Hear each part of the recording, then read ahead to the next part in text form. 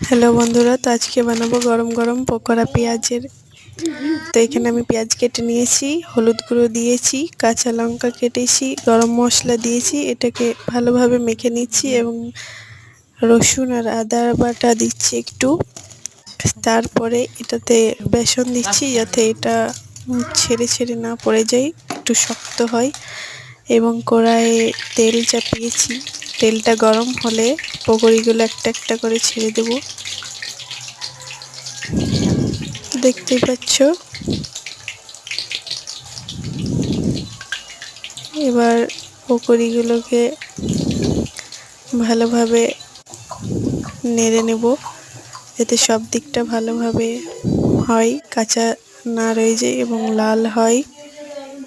তো এই যে আমাদের পকোড়ি রেডি। হালকা হালকা লাল করতে হবে, খুব লাল করলে ওইগুলো পোড়া পোড়া লাগবে। এবং একই প্রসেসে সেকেন্ড বার যেটা বেঁচে আছে সেটাও করে নেব। এবং দেখছো এখানে আমার পকোড়ি রেডি, তার সাথে গরম গরম চা। এটা হচ্ছে পেঁয়াজের পকোড়া। তোমাদের কেমন লাগলো জানাও এবং করো, খুব সুস্বাদু এবং খুব ভালো